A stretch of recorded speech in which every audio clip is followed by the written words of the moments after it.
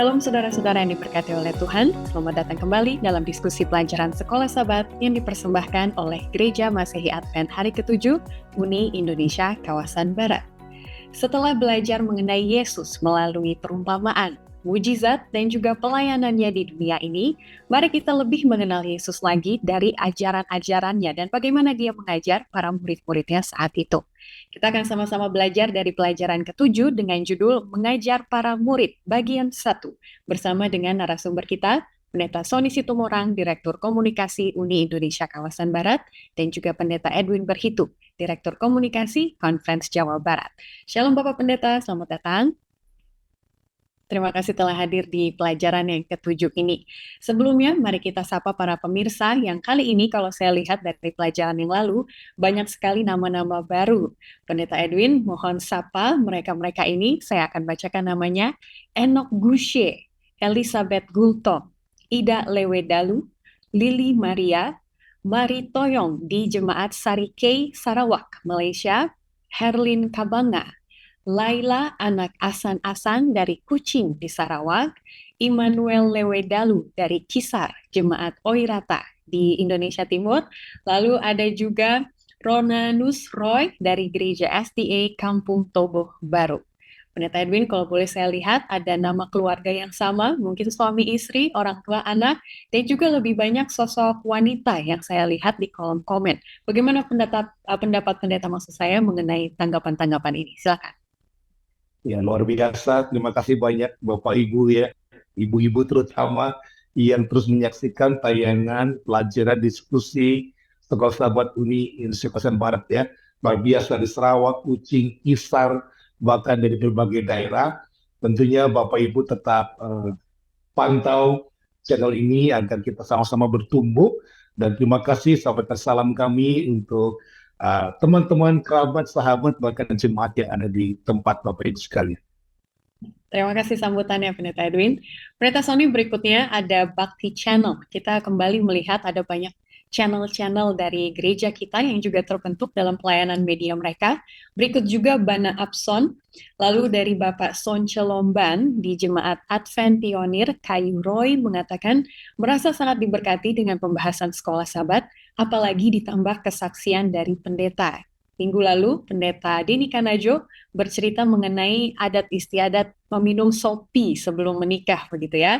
Lalu berikutnya dari Rona Nusroy yang di Gereja SDA Kampung Tobo Baru mengatakan, syukur puji Tuhan sebab setiap saya menonton video tentang pelajaran Sekolah Sabat yang disampaikan oleh pendeta dari Indonesia, membuat saya mudah mengerti dan diberkati. Bagaimana pendapat pendeta dengan orang-orang yang menonton dari luar Indonesia dan juga mungkin kesan kalau pelajaran Sekolah Sabat ada tambahan cerita, ilustrasi, ataupun kesaksian pribadi sepertinya lebih mengena kepada orang-orang ya. Silakan Pendeta Sony.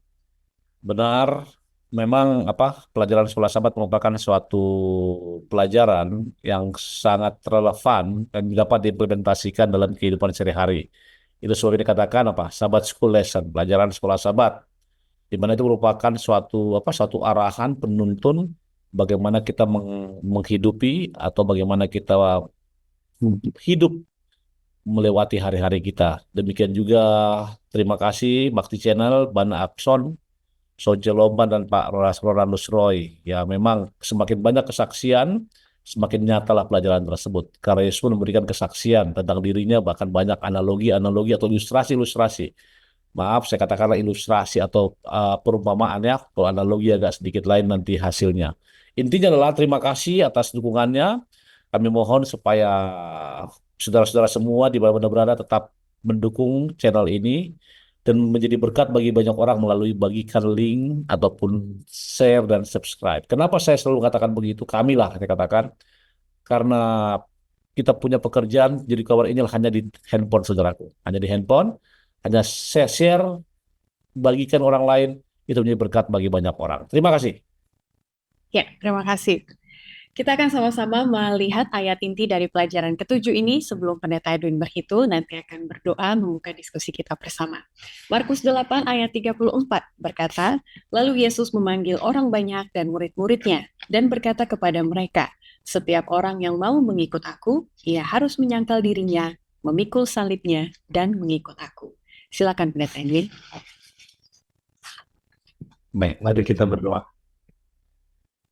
Tuhan yang penuh kasih, Allah Semawi, Allah yang kerajaan surga, sungguh sebuah kesempatan setiap saat Tuhan telah berikan atas kami, bahkan dalam mempelajari firman Allah melalui pelajaran sekolah Sabat, agar kami diberikan hikmat dan roh suci yang sama, sehingga kami diberikan pengertian untuk boleh mengerti apa yang Alkitab menyatakan melalui kehidupan Yesus dan para murid-murid. Terima kasih Allah memberkati kami dan tayangan ini hingga berakhir nanti. Dalam nama Yesus kami berdoa. Amin. Amin. Terima kasih sekali. Para pemirsa boleh siapkan Alkitabnya. Kita akan masuk ke buku Markus. Kali ini pasal ke-8 sampai kurang lebih pasalnya ke-10. Dan kalau di pendahuluan dikatakan ketika Yesus mulai mengajar para muridnya, sepertinya ada titik balik. Pelajarannya makin sulit. Tidak seperti luar biasa, perumpamaan, mujizat, begitu ya. Tapi ada hal-hal yang sulit yang akan diterima oleh para murid-muridnya dalam cara-cara mengajarnya. Kita akan masuk ke hari Minggu dengan judul Melihat dengan Jelas. Salah satu titik baliknya adalah ketika murid-murid melihat kok tumben Yesus harus menjamah 2 kali seorang buta, baru ada hasil dari kuasanya. Apa maksud dari Yesus, Pendeta Edwin, ketika dia melakukan hal ini? Apakah akhirnya orang mengatakan, berarti Tuhan Yesus ada kalanya kuasanya tidak full begitu ya? Tapi apa yang bisa kita pelajari dari sini? Silakan. Terima kasih, Isi. Pada hari Minggu ini kita bisa melihat dengan jelas ya judulnya, dan juga melihat dengan jelas arti dari pelajaran kita bagaimana Yesus, kenapa Yesus harus melakukannya 2 kali. Bukan berarti kuasa Yesus yang pertama nggak mempan atau nggak manjur ya, tidak. Tapi Yesus ingin menyatakan kepada murid-muridnya. Tapi sebelum saya lanjut, saya ingin menegaskan kepada pemirsa dan kita sekalian. Ini unik ya. Kalau yang kemarin kita pelajari bagaimana cerita-cerita perumpamaan tentang apa yang Yesus ajar. Kan hari ini fokus kita sebenarnya kepada para murid-murid, bagaimana Yesus mengajarkan 6 hari ya kalau saya pelajari. Yesus mengajarkan kemesiasan, lalu Yesus mengajarkan pengorbanan, bagaimana mengajarkan kita percaya, belajar rendah hati, berdoa, berpuasa, dan dikenal surga dan neraka. Nah hari ini, kenapa di minggu pertama ini disebut dengan kalimat melihat dengan jelas? Saya ingin membawa pandangan saudara kepada sebuah komunitas di Kota Bandung. Ya, ini Bapak Ibu mungkin yang ada di Kota Bandung, atau mungkin di luar Kota Bandung ingin melihat kondisi orang-orang buta. Di Bandung ada sebuah panti yang cukup besar yang memang didanai oleh pemerintah, namanya Caritas ya. Saya pernah melayani 3,5 tahun di sana. Di situ rupanya saya baru tahu kalau buta itu tidak semua buta. Ada yang namanya low vision ya. Low vision ini dia hanya bisa melihat sebuah objek saja tapi tidak jelas. Dia hanya berbayang. Nah, saya membayangkan bahwa pada waktu Yesus menyembuhkan orang buta atau si Bartimius ini, dia tidak langsung totally terbuka, tapi kepada step-step bahwa penyakit buta itu ada yang namanya low vision, ada yang totally blind gitu ya, Anda bisa lihat sama sekali. Jadi ada dua hal. Saya hampir setiap minggu bertemu dengan mereka, bahkan saya bicara dengan mereka setiap minggunya. Saya khotbah kepada mereka, mereka datang ke sebuah gedung, saudara, itu jalan seperti nggak ada penghalang. Saya kadang-kadang heran juga. Nah, waktu saya tanya, kalau saya low vision, pendeta, kalau yang dulu totally blind, katanya, ya kadang baru tuntun oleh temannya, ada tongkat. Rupanya ada 2 step. Nah, saya membayangkan Yesus ingin mengajarkan bahwa kadangkala penglihatan murid-murid ini secara rohani tidak jelas. Kadang samar-samar, dan itu yang Yesus ajarkan. Maka Yesus tunjukkan kepada muridnya, ini loh aku. Kan itu lagi bicara tentang kemesiasan Yesus. Dan mereka baru melihat samar-samar gitu loh. Hanya objek saja yang ada di depan mereka. Mereka nggak mengerti. Sampai akhirnya Yesus tanya sama Petrus. Petrus betul-betul menyatakan, engkau adalah Mesias. Walaupun nanti berubah dalam beberapa waktu, saudara ya. Petrus ini Yesus ya tegur, tapi di awal pada akhirnya waktu mereka lihat dengan samar-samar dari ilustrasi yang Yesus lakukan kepada Bartimius, itu membuat mata Petrus terbuka. dan begitu jelas melihat bahwa Yesus adalah Mesias. Nah, jadi ini penting sekali ini. Kadang-kala kita mungkin tidak totally blind, tapi kita seringkali low vision. Ya, kita hanya bisa lihat bentuk objek saja, tapi nggak tahu itu siapa. Dan itu yang Yesus ingin nyatakan kepada murid-murid bahwa aku adalah Mesias. Begitu. Amin. Terima kasih Pendeta untuk pembukaan yang sangat jelas, dan saya baru ingat juga dulu Pendeta Edwin sempat jadi guru juga Pendeta ya. Jadi kadang-kadang ada cara-cara khusus untuk mengatakan A tapi dengan cara B, C, dan D. Tergantung orang-orang yang mendengarkan kepribadian dan juga kemampuan mereka untuk melihat seperti apa. Dan para murid pada saat itu belum mampu melihat hal-hal yang tidak bisa mereka lihat pada saat itu. Terutama ini bagian yang kedua, Yesus mau mengajarkan kepada mereka bahwa kedatangannya ke dunia ini bukan seperti yang mereka pikirkan, ingin jadi raja gitu ya, mengguling kerajaan Roma pada saat itu. Tapi untuk kesalib, sesuatu hal yang totally, kata Pendeta Edwin tadi, di luar ekspektasi mereka. Boleh Pendeta Sony lanjutkan untuk menceritakan bagaimana melalui cara penyembuhan tadi, Yesus sedang memperlihatkan kepada mereka tujuan-tujuan yang mereka tidak expect seperti itu. Silakan Pendeta Sony. Baik, terima kasih Ivy, Pastor Edwin sudah mendahului. Benar, di paragraf terakhir Yesus ingin menunjukkan kepada, kita katakanlah lawan politik ya, pribadi-pribadi yang tidak menyukainya, apa tujuan daripada Yesus ke dunia ini. Panggilannya untuk apa? Agar mereka lebih mengenal apa? Identitas Yesus sebagai juru selamat. Namun, untuk lebih lanjut kita coba lihat paragraf ketiga, tapi Ivy boleh baca dulu Markus pasal 8 ayat 23-24. Nah, kenapa saya suruh minta baca supaya para pemirsa di rumah pun buka Alkitab, coba lihat apa maksud dari kalimat di paragraf kedua. Paragraf ketiga. Mengapa harus 2 jamahan? Silakan Ivy. Markus 8 ayat 23 dan 24. Yesus memegang tangan orang buta itu dan membawa dia keluar kampung. Lalu ia meludahi mata orang itu dan meletakkan tangan atasnya dan bertanya, "Sudahkah kau lihat sesuatu?" Orang itu memandang ke depan lalu berkata, "Aku melihat orang, sebab melihat mereka berjalan-jalan, tetapi tampaknya seperti pohon-pohon."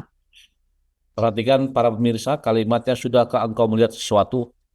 Pernah nggak pemirsa baca ketika membuat mujizat ada kalimat pertanyaan seperti itu? Hampir nggak ada. Ketika dia menyembuhkan Bartimius, orang di kolam Siloam, dan kisah-kisah lain, nggak ada. Tapi apa yang Yesus mau sampaikan ke sini? Ivy tolong baca paragraf ketiga. Tetapi mengapa harus 2 jamahan? Sebagaimana ini adalah satu-satunya mujizat di mana 2 tindakan terlibat, kemungkinan besar hal ini bukan disebabkan oleh kurangnya kuasa Yesus. Sebaliknya, ini lebih merupakan sebuah perumpamaan yang dilakoni, mengilustrasikan bagaimana wawasan spiritual terkadang membutuhkan waktu agar terungkap. Penafsiran ini ditegaskan oleh pola literatur dari bagian Markus ini, di mana pelatihan para murid tentang tibanya kematian dan kebangkitannya mengambil awal dan akhirnya pada penyembuhan orang buta ini. Pemulihan penglihatan menjadi sebuah metafora bagi pemuridan yang berwawasan luas. Ingat, dalam mujizat ini bukan hanya Yesus, ada orang banyak, ada murid-murid, ada juga orang Farisi. Oke? Jadi ingat, konsep yang Yesus ajarkan adalah apa? Mingle with them, bersama-sama dengan mereka, murid-muridnya, dan train them, melatih mereka. Nah, coba perhatikan kata-kata wawasan spiritual. Kalau saya melihat, karena mereka punya perspektif sudut pandang bahwa Yesus datang sebagai raja nantinya, makanya mereka banyak datang. Saya mau katakan, kalau saudara baca semua buku Injil, maka kebanyakan dari mereka yang hadir pertama-tama adalah ingin mengetahui siapa raja itu. Lalu ketika mereka ingin mengetahui siapa raja itu, mereka ingin mendengarnya. Tapi suatu hal yang sangat bertolak belakang ketika ya, instead of mendengarkan apa kata raja, mereka diberikan pekabaran firman Tuhan. Iya kan? Sehingga dalam satu peristiwa Yesus mengatakan, kami membuka mata spiritual kita, membuka mata rohaninya. Sehingga pikiran mereka di paragraf keempat kelima fokus bahwa, hey, aku datang bukan untuk jadi raja, tapi aku datang untuk memperkenalkan diriku bahwa aku adalah Mesias, juru selamat. Namun demikian masih banyak orang yang tidak bisa menerima. Nah, sama seperti itu kadang-kala saat seperti ini, saudara-saudaraku. Saya mau katakan, tidak semuanya itu terjadi hanya dengan satu sentuhan saja.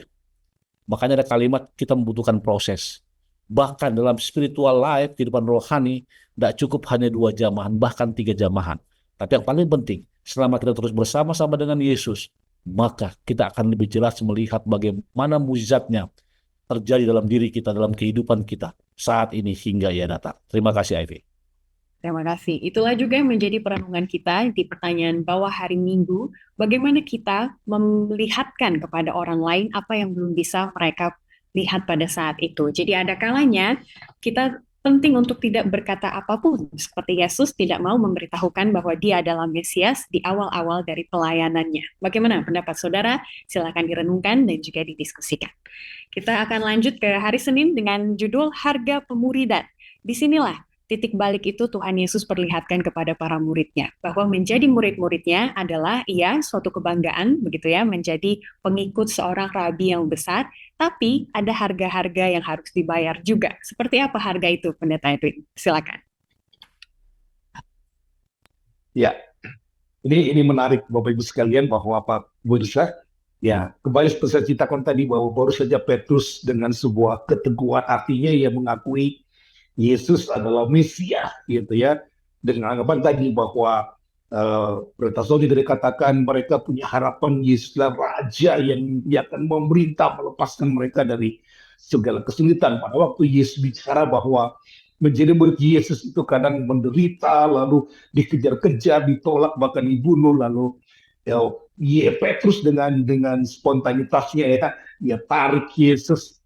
Dia kata tidak mungkin terjadi, dan Yesus sangat sedih, dan Yesus juga agak sedikit marah kepada Petrus karena Yesus tahu bukan Petrus yang mengatakan, tapi ada iblis yang ada dalam diri Petrus, gitu ya.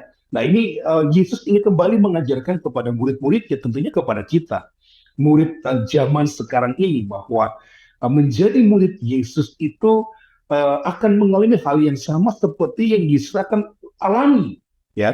Nanti berikutnya Petrus akan mengalami fase yang ketiga, di mana dia melihat sebuah kemuliaan, diyakinkan tentang sosok Yesus, ya. Walaupun tadi Petrus akhirnya diterangkan, iya memang mengikut Yesus harus ditolak, kadang kecewa, kadang dikejar-kejar, bahkan dibunuh. Dan Yesus ajarkan bahwa nilai harga pemuridan itu sangat penting. Bahkan dia tunjukkan bahwa saya harus mati di kayu salib hanya untuk memenangkan kalian semua, termasuk kita, saudara. Nah, kalau saya ingin bacakan sedikit saja, saudara, di ayat terakhir, Yesus bukan hanya menjelaskan harga pemuridan, namun juga nilainya yang besar. Dalam paradok iman Kristen, kehilangan nyawa adalah untuk menemukannya. Jadi, nilai pengorbanan itulah yang Yesus ingin ajarkan kepada murid-murid. Yang Petrus tadi, kenapa sih harus 2 kali Yesus menjamah? Yesus ingin mengajarkan, kamu ini masih sama-sama, kamu perlu pencerahan yang lebih terang, ya. Dan untuk kedua kalinya Yesus ajarkan kepada Petrus, nanti ketiga kalinya waktu Petrus bersama dengan Yesus ada di sebuah bukit, Petrus baru mengerti bahwa dia yang bersama dengan dia adalah Yesus Kristus. Ya, terima kasih Pendeta sudah menekankan. Tadi saya suka sekali bahwa harga pemuridan yang dimaksud di sini adalah bukan sebuah kerugian. Itu sepertinya harus yang kita berikan, tetapi nilai yang ditambahkan kepada kita. Kalau kita bisa menderita demi Yesus, itu suatu nilai plus, begitu ya, yang Yesus lihat dari kehidupan kita. Pendeta Sony, ada satu kalimat yang menarik di paragraf 5. Dikatakan, semua orang ingin menghindari salib. Maksudnya kalau ada harga yang terlalu berat untuk dibayar, begitu ya, kalau boleh kita hindari.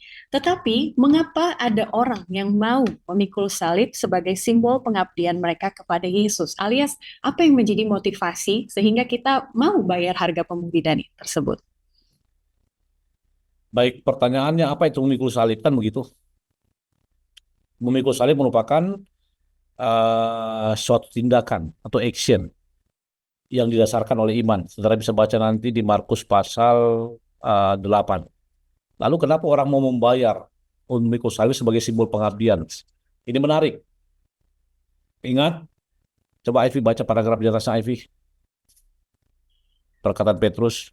Perkataan Petrus tidaklah sedemikian rupa sehingga dapat menjadi suatu pertolongan dan penghiburan kepada Yesus dalam ujian besar yang dihadapinya. Hal itu tidak sesuai, baik dengan tujuan rahmat Allah terhadap dunia yang hilang, maupun dengan pelajaran pengorbanan diri yang hendak diajarkan Yesus oleh teladannya sendiri. Terima kasih, sangat jelas. Petrus yang pertama heran kalau saudara baca paragraf Markus pasal 8 ayat 32 sampai 33. Sehingga muncullah pertanyaan Yesus, barang siapa mengikut aku, dia harus menyangkal dirinya. Apa itu menyangkal dirinya? Tadi ayat sudah bacakan. Yesus mau mengajarkan pada kita pengorbanan diri, the gift of sacrificing, spirit of sacrificing, atau roh berkorban. Dan benar, salah satu yang paling susah dilakukan oleh manusia pada saat ini roh berkorban. Kenapa? Karena itu merupakan suatu implementasi dari kasih Yesus tersebut. Ingat, Yesus berkorban. Bahkan untuk mengimplementasikan, supaya kita bisa berimajinasi, supaya bisa merasakan, maka Tuhan gunakan kata anak, di mana kata anak ini sendiri menjadi suatu kalimat yang sering dipelesetkan oleh saudara-saudara kita dari sebelah.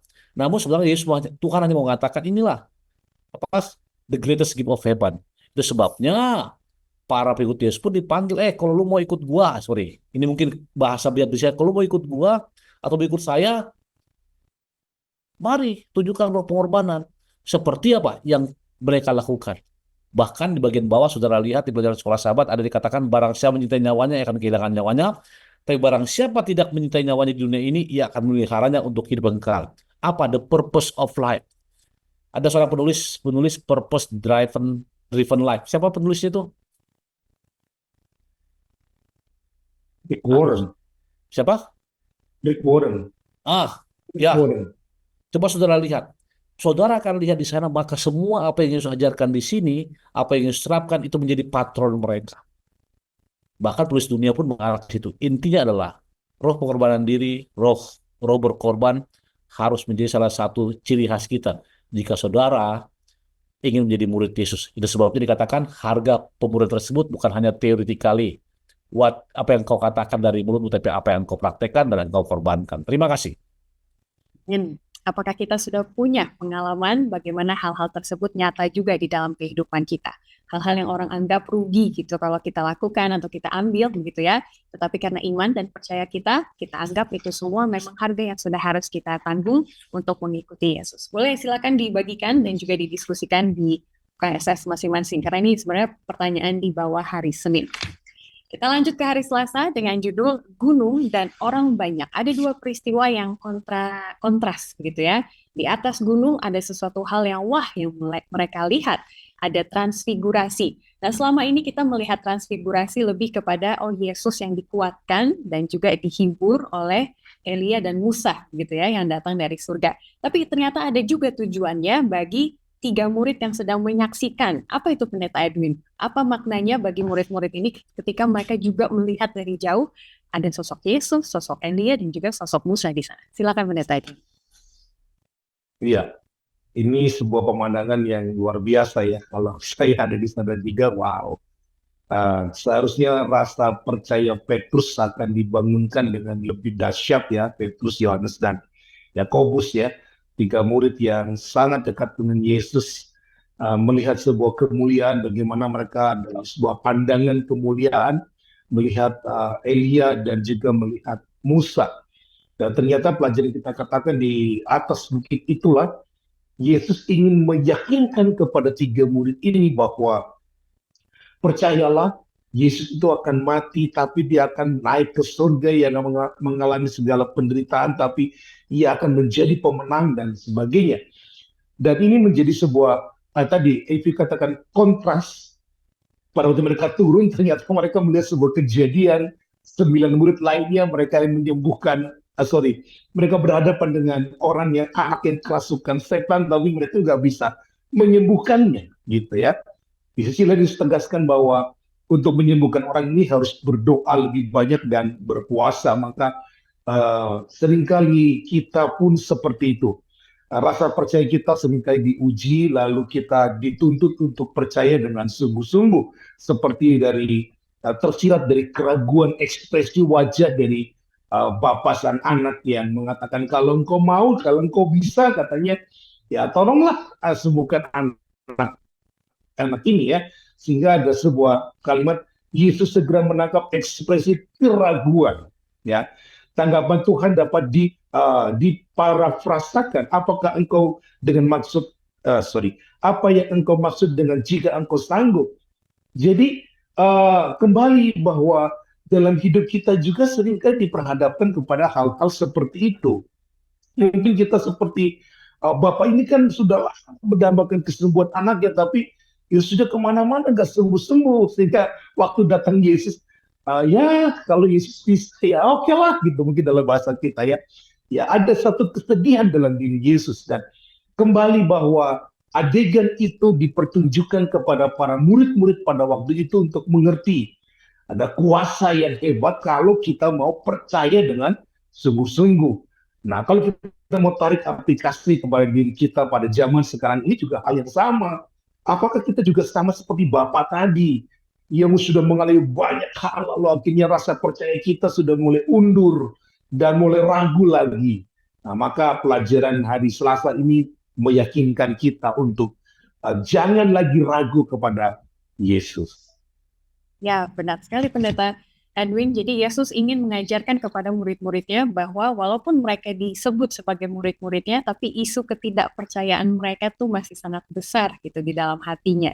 Bahkan setelah melihat sebuah peristiwa yang luar biasa di Bukit Transfigurasi, tetap aja tidak percaya, aduh bagaimana ini keluarin setan dari anak kecil ini begitu ya, padahal mereka sudah melihat hal-hal yang besar. Ini juga yang dipertanyakan kepada kita, Pendeta Edwin, maksud saya Pendeta Sony. Bagaimana kita masih juga tidak percaya walaupun Tuhan sudah juga lakukan hal-hal yang luar biasa di dalam kehidupan kita. Dan juga melihat pertanyaan nomor 2 di hari Jumat, jadi bagaimana dalam kehidupan kekristenan kita itu bisa seimbang. Ketika kita berada di atas, iman kita dipertumbuhkan, tapi ketika kita berada di bawah, iman juga bisa naik gitu, karena sudah ada modal pengalaman dulu sebenarnya. Begitu. Silakan Pendeta Sony. Oke, Ivy, karena ini berhubungan sama percaya, Ivy boleh baca Markus 9, 23-24, tapi saya dahului dulu. Benar, kata Ivy, terkadang apa yang kita lihat tidak mempengaruhi apa yang kita rasakan. Bahkan ekspresi keraguan kerap kali datang dalam kehidupan kita ketika ada badai menerpa, problema menghalang. Bahkan murid-murid Yesus yang merupakan representatif dari kehidupan kita pada saat ini merasakan hal tersebut. Namun coba lihat apa yang Yesus mau dapatkan sebagai respon. Ivy boleh baca Markus 9 ayat 23-24 ya. Jawab Yesus, katamu jika engkau dapat, tidak ada yang mustahil bagi orang yang percaya. Segera ayah anak itu berteriak, aku percaya, tolonglah aku yang tidak percaya ini. Baik, terima kasih. Saya akan panjang-panjang mengenai bagaimana Yesus mengusir roh dari seorang anak yang bisu. Ingat, dia baru dari lahir. Tapi ketika orang tua ini bertemu Yesus, hanya satu kalimat, saya percaya, selesai.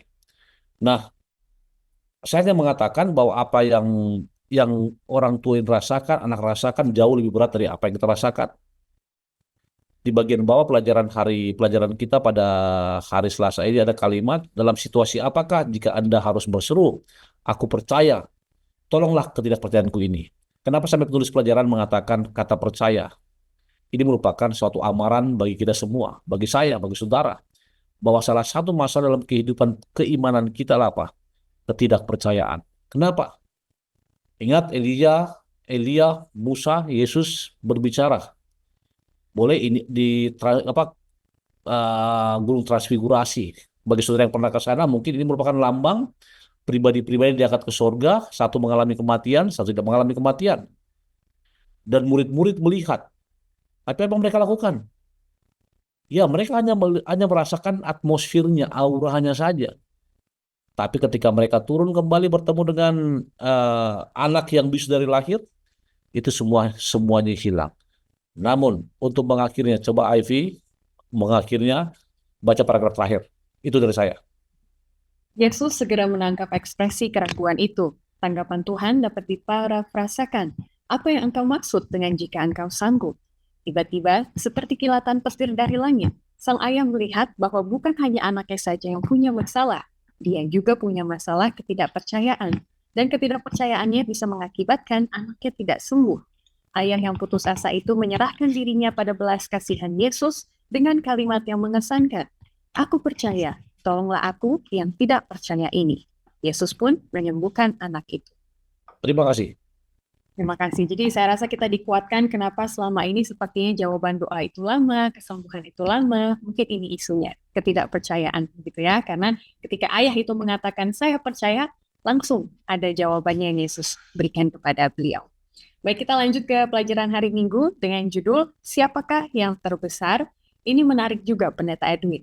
Karena ketika Yesus memberitahukan bahwa dia akan dikhianati, malah yang menjadi perbincangan bukan, oh jadi siapa yang berkhianat gitu ya, malah siapa yang akan terbesar. Nah, ini menunjukkan apa yang berada dalam hati para murid yang menjadi isu sehingga Yesus harus ajarkan satu pelajaran bagi mereka. Ya, ini sangat menarik ini ya, karena setelah banyak adegan drama yang mereka sudah lihat ya, ini ironi banget justru pada saat mereka sudah mulai berjalan, mereka memperdebatkan siapa yang terhebat, siapa yang terbesar dalam kerajaan surga. Nah, ini kan ini menjadi sebuah pergunjingan kita juga. Kita pengen menjadi orang hebat, orang terkenal, orang pertama, dan mungkin orang yang mendapatkan kasih karunia pertama kali dari Tuhan Yesus gitu ya. Sehingga Yesus akhirnya memberikan pelajaran kepada mereka bahwa kerajaan surga nanti di kerajaanku sana adalah orang-orang yang kecil, yang rendah hati, orang yang mau melayani adalah orang yang terhebat. Orang menjadi hamba adalah orang yang terhebat. Makanya Yesus ungkapkan dalam pelajaran kita di ayat terakhir, Tuhan menegaskan, dan mungkin Bapak Ibu pemirsa boleh lihat di pelajaran kita pada hari Rabu, Tuhan menegaskan bahwa membantu mereka yang melakukan pelayanan Kristen, bahkan dalam cara-cara sepele pun, tidak akan luput dari perhatian surga. Jadi melihat siapa yang terbesar dalam kerajaan adalah mereka yang mau melayani. Jadi jangan berpikir saya nggak punya apa-apa, saya orang hebat. Justru Yesus katakan dari hal-hal yang kecil dia tarik anak kecil itu, ya anak kecil lugu, lalu memang ya kecil bukan terbesar dalam kerajaan surga. Tetapi orang yang menjadi pelayan, orang yang menjadi hamba adalah orang yang terbesar dalam kerajaan surga. Jadi apapun Bapak Ibu sekalian pemirsa dimanapun berada, apapun sebenarnya yang kita lakukan, sekecil apapun karunia talenta kita, kerjakan untuk Tuhan, layani Tuhan. Anda akan terbesar dalam kerajaan surga. Jadi jangan merasa bahwa Anda sudah hebat, sudah paling superior dibanding orang lain. Nah, ini teguran juga kepada para murid-murid. Tadi Ivi sudah bilang, ini ironi ya. Mereka baru saja lihat sebuah pentas yang luar biasa, tapi di sini justru mereka seperti apa ya, tanda kutip bermain-main. Mereka harusnya mengerti, oh Yesus itu sudah mati di kayu salib, Yesus menderita gitu ya. Malah mereka berdebat, oh nanti di kerajaannya aku yang paling besar. Saya nggak tahu perbincangannya bagaimana, tapi ini sangat ironi. Dan tentunya ini menjadi sebuah karakter kita pada zaman sekarang. Kita lebih senang menjadi orang lebih hebat, lebih superior dibanding orang lain. Iya, betul sekali Pendeta. Jadi ada isu mementingkan diri sendiri yang lebih tinggi daripada misi Yesus sendiri. Dan itu yang mau Yesus ajarkan kepada mereka. Jadi Pendeta Sony, mari kita bahas pertanyaan di bawah hari Rabu yang juga sama dengan pertanyaan di hari Jumat nomor 3. Jadi ketika dunia melihat kebesaran, kesuksesan, kepemimpinan, begitu ya, bagaimana Alkitab mengajarkan hal yang berbeda untuk kebesaran, kepemimpinan, dan juga kesuksesan tersebut. Dan di pertanyaan di bawah, yang mana yang sedang Anda usahakan? Jadi kita diajak untuk merenungkan. Silakan Pendeta Sony. Baik, terima kasih. Ini saya senang kalimat pertanyaan di bawah, Ivy, yang mana yang sedang Anda usahakan. Atau pertanyaan berikutnya, apakah Anda sedang berusaha? Atau pertanyaannya, kapan Anda mau berusaha? Kan begitu. Terus terang, pelajaran sekolah sahabat ini sudah menganggap seluruh pembaca, seluruh anggota gereja Masih Advent, seluruh umat Kristen dalam tahap proses. Proses justification by faith, ya. Proses terus. Tapi masalahnya, pelajaran sebelumnya mengatakan bahwa ada angkatan kamu yang tidak percaya. Perhatikan kalimat di Alkitab, hei angkatan kamu yang tidak percaya. Ya, ini mungkin atau frase atau kalimat yang biasa kita baca. Namun saya mau katakan ini mengarah kepada kita. Lalu ketika tiba yang mana Anda sedang usahakan, maka kita harus ingat dari pelajaran pertama, pelajaran kedua, ketiga, hingga pelajaran pada pekan ini ada hal-hal yang kita pelajari. Pelajaran yang terakhir yang kita bahas pada hari ini, ingat, Yesus mendudukkan seorang anak kecil. Oke? Anak kecil, saya bacakan Markus 9 ayat 36, maka Yesus mengambil seorang anak kecil dan menempatkan di tengah-tengah mereka, kemudian memeluk anak itu dan berkata, barang siapa menyambut seorang anak seperti dalam nama aku, ia menyambut aku, dan barang siapa menyambut aku, bukan aku yang disambut, tapi dia yang mengutus aku. Untuk lebih jelasnya, baca nanti di rumah. Artinya apa? Ingat, kita telah mengetahui bahwa roh pengorbanan itu yang pertama dan terutama. Lalu yang kedua, iman. Iman, pengetahuan akan Yesus tidak akan berarti kalau kita tidak percaya. Makanya masalah di sebelumnya adalah ketidakpercayaan. Dia tahu Yesus tidak percaya. Dan yang saat ini yang ditonjolkan adalah ketika Ivy boleh baca paragraf ke ketiga, Ivy. Yesus. Yesus menanggapi masalah ini dalam dua langkah. Pertama, dia mengutarakan pernyataan yang jelas bahwa untuk menjadi yang pertama atau terbesar, engkau harus menjadi seorang hamba. Kemudian, Yesus mengilustrasikan maksudnya dengan suatu tindakan. Rupanya, ada seorang anak yang berdiri dekat sedang mendengarkan. Yesus menarik anak itu dan menempatkannya di tengah-tengah mereka. Hal ini akan menjadi hal yang menakutkan bagi anak tersebut. Namun, kemudian Yesus memeluk anak itu, menenangkan suasana. Yesus mengajarkan bahwa jika engkau menerima anak itu, engkau menerima dia. Dan jika engkau menerima dia, engkau menerima Bapanya. Dengan demikian, anak yang paling rendah itu dihubungkan dengan Allah sendiri. Apa itu? Hamba. Apa sifat dasar hamba? Melayani. Artinya, pelajaran sekolah sahabat minggu ini mengajar kepada kita tinggal sacrificing, kepercayaan, dan juga mau melayani. Jika itu kita lakukan, maka tidak ada muncul pada siapa yang terbesar. Dan menutup, saya masih ingat dulu di Unai, saudara Ivy sama Edwin, di Unai dulu kita suka nyanyi, bentuk grup-grup kuartet, akapela, vokal grup. Dan terkadang kita akan minta tanggapan ke orang, lagu tadi bagus nggak? Atau dibandingkan grup sebelah bagus nggak? Nah itu manusiawi. Manusiawi, saudaraku. Kita ingin yang terbaik, yang terbesar. Bahkan saya nggak tahu sekarang di sekolah-sekolah kita, di sekolah luar, kebetulan anak saya sekolah di Sopo School Indonesia, di sana sekarang nggak ada sistem ranking. Tapi mereka dinilai dengan performannya bagus atau enggak. Artinya apa? Untuk melatih bahwa mereka tidak membanding-bandingkan sama lain. Intinya adalah, mari kita berlaku sebagai hamba, karena di awal sudah kita pelajari, kita juga harus berkorban, dan yang berikutnya adalah kita harus beriman kepada Yesus. Sehingga pertanyaan yang mana yang Anda sedang usahakan, Anda bisa jawab secara pribadi di rumah masing-masing. Terima kasih. Semoga bisa dijawab di rumah masing-masing, seperti yang Pendeta Sony katakan tadi. Baik, terakhir kita masuk ke hari Kamis, saudara-saudara, dengan judul Orang Sehat dalam Neraka. Kalau saya bisa lihat, Markus 9 ayat 42-50 ini kumpulan cerpen, ya, Pendeta Edwin, cerita pendek. Ada banyak sekali topik-topik yang berbeda, tapi yang menjadi pertanyaan, apa sebenarnya yang Yesus ingin sampaikan? Dari ilustrasi anak kecil, katanya itu berarti jiwa-jiwa yang baru percaya, begitu ya. Ada juga tentang memotong tangan dan kaki, sebuah hiperbola akan konsekuensi dosa sebenarnya, dan juga mengenai neraka juga. Artinya apa yang kita lakukan sekarang, konsekuensinya itu kekal. Nah ini kalau boleh ditarik satu garis lurus, apa pelajaran yang mau Yesus sampaikan dalam cerpen-cerpen ini? Silakan Pendeta Edwin. Iya.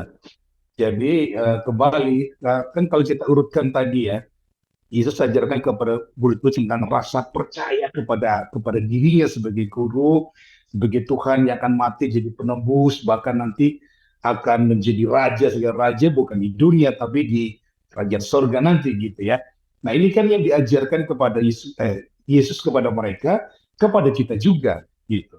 Nah ini menyangkut kepada kebiasaan hidup kita yang masih dalam dosa.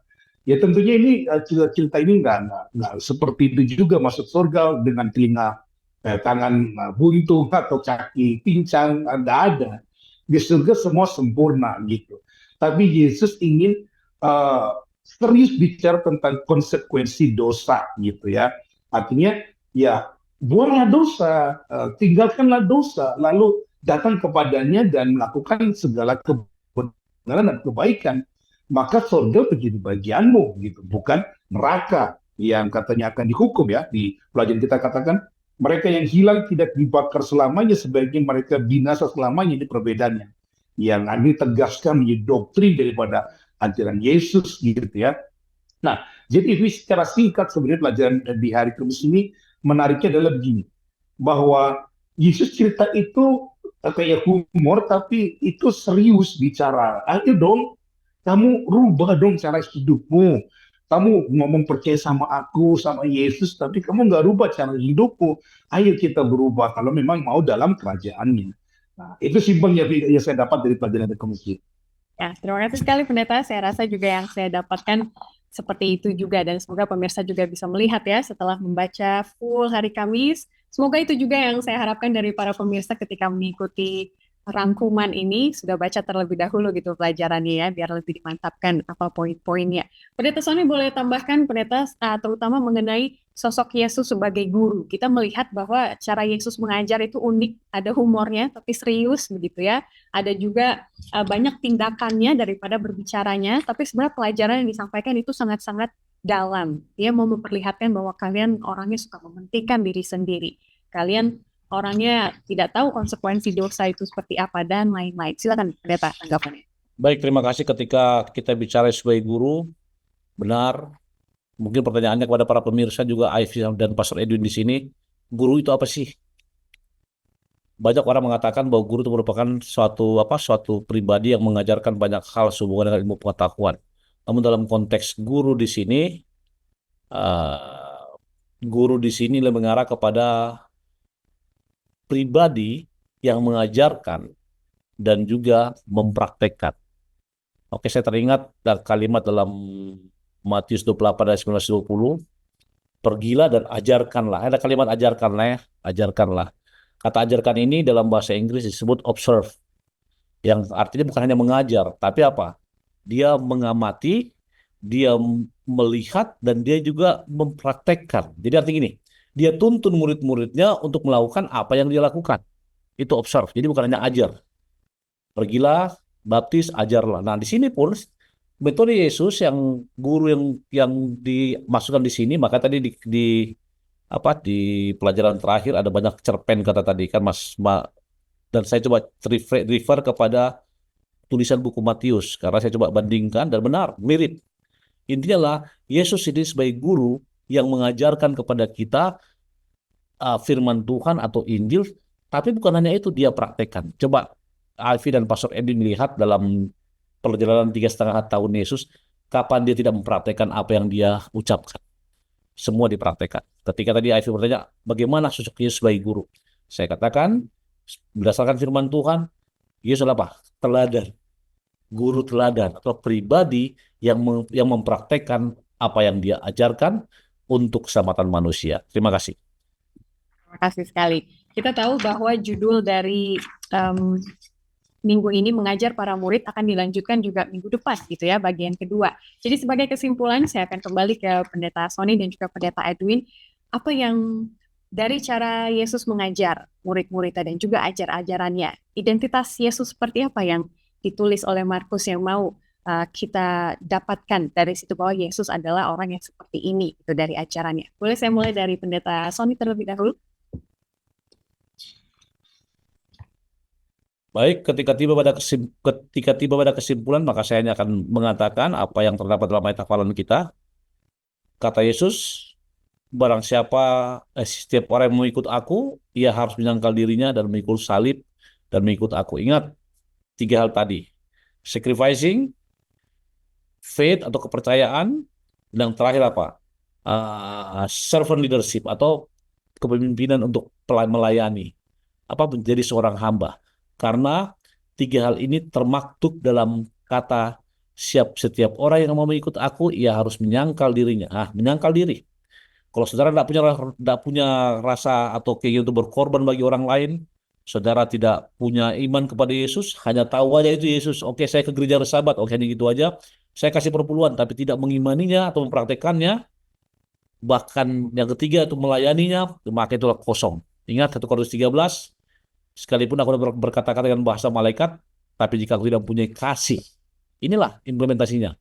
Itu sama saja dengan canang yang gongnya berkumandang dan canang yang bergerincing. Dan itu termaktub dalam ayat hafalan Markus 8 ayat 34. Dan kesimpulan saya, untuk mengajar para murid, seperti saya lakukan, Yang pertama dan terutama, mari kita hidupkan dalam kehidupan kita masing-masing. Terima kasih. Terima kasih Pendeta Sony. Bagi saya pribadi, dari kata guru, mungkin yang lebih kena daripada sosok Yesus adalah mentor, Pendeta Edwin, karena mentor sama-sama susah, begitu ya, sama-sama mencoba, tapi memberikan contoh dan juga wawasan yang mentinya gitu ya, orang yang dibimbingnya itu tidak ketahui seperti itu. Beda dari mungkin yang kita lihat guru dan murid yang ada jaraknya, satu di papan tulis, satu di bangku begitu ya.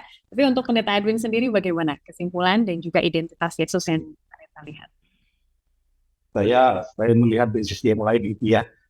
Saya pikir apa yang dibicarakan isi dan Pendeta Sony sangat tepat ya. Saya ingin melihat bahwa Yesus adalah sahabat ya. Saya lihat sahabat yang luar biasa bagi murid-muridnya. Yang saya ingin katakan bahwa pada saat kita pernah sekolah, ada satu resep nih, ini sedikit saja berbagi.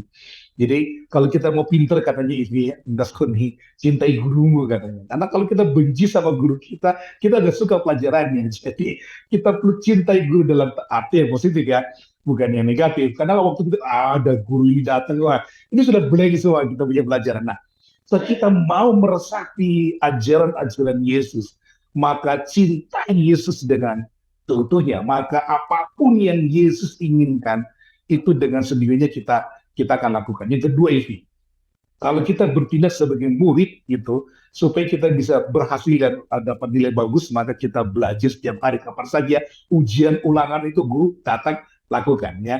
Jadi kita sudah ready kapan saja. Dan itu juga mengartikan secara rohani kita ready apa saja yang Tuhan kehendaki dalam diri kita sudah siap. Amin. Terima kasih Pendeta Edwin sudah melihat dari perspektif muridnya begitu ya, supaya pas dari guru dan juga muridnya. Baik Pendeta Sony, para pemirsa kita menunggu untuk dapat doa berkat sambil kita menutup kebersamaan kita di akhir episode ini. Silakan Pendeta Sony. Baik, kita berdoa. Bapa Semawi, terima kasih Tuhan karena Engkau telah berkati hamba-Mu, Pendeta Edwin, demikian juga Ivy, serta Daniel Bang Layar, untuk menyajikan satu pelajaran sekolah sahabat pada pekan ini. Bapa, kami mengetahui bahwa kami jauh dari sempurna, kami punya kelemahan, sehingga roh berkorban, iman yang teguh, dan juga menjadi seperti hamba akan sulit kami lakukan. Namun ketika Yesus menerapkan dalam kehidupannya di dunia ini selama 3,5 tahun Bapa, kami yakin ada satu pertanyaan terbesar dalam pelajaran sekolah sahabat ini. Di mana posisi kami Bapa? Apa kami sedang mengusahakan untuk boleh hidup seperti Yesus? Biarlah itu boleh kami jawab dalam hati kami masing-masing. Berkati seluruh pemirsa di mana mereka berada, berkati mereka dalam segala aspek kehidupannya, baik jasmani, pikirani, maupun rohani mereka. Berkati juga Tuhan mereka dalam usaha tangan mereka. Kami tahu Bapak mereka punya problema, pergumulan hidup, masalah, bahkan mereka juga merasakan berkat Tuhan yang limpah. Biarlah Engkau hadir dalam setiap kehidupan mereka. Terima kasih Tuhan oleh karena kesempatan yang indah ini. Kami percaya tangan-tangan kecil kami akan Engkau gunakan untuk menjadi berkat bagi sesama dengan membagikan, mengirimkan link ini, bahkan memberitahukan kepada orang lain kabar selamat ini. Terima kasih atas berkat-Mu dan kami percaya Engkau akan mengampuni dosa kami. Dalam Yesus kami berdoa. Amin. Baiklah, terima kasih Pendeta Edwin dan juga Pendeta Sony untuk pelayanannya kali ini. Salam semangat selalu dalam tugas dan tanggung jawab. Dan bagi para pemirsa, sepertinya ada yang kurang episode ini karena pertanyaan belum masuk. Jadi kami tunggu di pekan depan untuk menanggapi dan merespons segala pertanyaan dan juga pendapat-pendapat yang masuk melalui kolom komen di bawah ini. Jadi silakan dimasukkan kembali. Kita akan melanjutkan pembahasan kita mengenai mengajar para murid di bagian yang kedua. Karena sekali lagi, Tuhan Yesus ingin menekankan bahwa ajarannya dan caranya mengajar memiliki dampak yang kekal. Karena yang diajar bukan hanya para murid saat itu, tapi untuk mempersiapkan kita juga menanti kedatangannya yang kedua kali. Tetaplah belajar, Tuhan memberkati kita sekalian.